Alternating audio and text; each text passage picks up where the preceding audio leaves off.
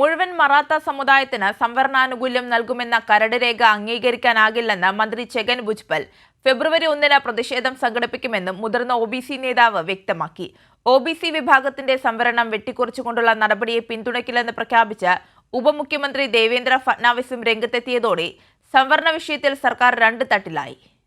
ജോലിയിലും വിദ്യാഭ്യാസത്തിലും സംവരണം ഉൾപ്പെടെ ഉന്നയിച്ച എല്ലാ ആവശ്യങ്ങളും അംഗീകരിക്കുമെന്ന് സർക്കാർ ഉറപ്പു നൽകിയതോടെയാണ് മനോജ് ജാരംഗെ പട്ടേലിന്റെ നേതൃത്വത്തിൽ നടന്ന മറാഠ സംവരണ പ്രക്ഷോഭം കഴിഞ്ഞ ദിവസം അവസാനിപ്പിച്ചത്.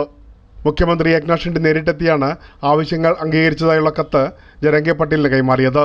എന്നാൽ മറാഠ സമുദായത്തിന് സംവരണാനുകൂല്യം നൽകുമെന്ന കരട് രേഖ അംഗീകരിക്കാനാവില്ലെന്ന നിലപാടിലാണ് മന്ത്രി ഛഗൻ ഭുജ്ബൽ. या असे करोडो लोक जे आहेत बॅकडोर एंट्रीने घुसवतात हे मी जाणीवपूर्वक भांडण काढलंय. त्याचा तुम्ही विचार करा ना. സംസ്ഥാന സർക്കാരിന്റെ നിലവിലെ തീരുമാനത്തിനെതിരെ തുറന്ന യുദ്ധത്തിനൊരുങ്ങുകയാണ് NCP അജിത് പവാർ പക്ഷത്തെ മുതിർന്ന OBC നേതാവ്. സംസ്ഥാനത്തെ എല്ലാ മറാഠകൾക്കും കുൻബി സർട്ടിഫിക്കറ്റ് നൽകണമെന്ന ജാരംഗെയുടെ ആവശ്യത്തെ തുടക്കം മുതലേ ഭുജ്ബൽ എതിർത്തിരുന്നു.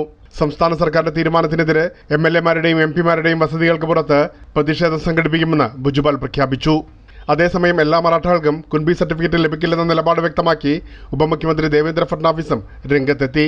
आमचं सरकार कुठल्याही परिस्थितीत OBCवर अन्याय होऊ देणार नाही. स्वतः मुख्यमंत्र्यांना देखील हे स्पष्टपणे अतिशय माहिती आहे. ഉപമുഖ്യമന്ത്രിമാരായ ഫട്നാവിസും അജിത് പവാറും അനനയ ചർച്ചകളിൽ നിന്നും തുടർന്നുള്ള ആഘോഷങ്ങളിൽ നിന്നും വിട്ടുനിന്നിരുന്നു. സംവരണ പ്രക്ഷോഭത്തിനിടെ പൊതുമുതൽ നശിപ്പിച്ചവർക്കെതിരെ FIR പിൻവലിക്കില്ലെന്നും ഷിൻഡെ സർക്കാരിൽ ആഭ്യന്തര വകുപ്പ് കൈകാര്യം ചെയ്യുന്ന ഫട്നാവിസ് വ്യക്തമാക്കിയതോടെ തുറന്ന പോരിനൊരുങ്ങുകയാണ് ഫട്നാവിസും. കഴിഞ്ഞ ദിവസം അരങ്ങേറിയത് തെരഞ്ഞെടുപ്പിന് മുന്നോടിയുള്ള പ്രകടനം മാത്രമായിരുന്നുവെന്നും വിഷയത്തിൽ സർക്കാർ രണ്ട് തട്ടിലായതോടെ സംവരണ പ്രശ്നം കീറാമുട്ടിയായി തുടരാനാണ് സാധ്യതയെന്നുമാണ് രാഷ്ട്രീയ നിരീക്ഷകർ വിലയിരുത്തുന്നത്. പ്രേംലാൽ, കൈലി ന്യൂസ്, മുംബൈ.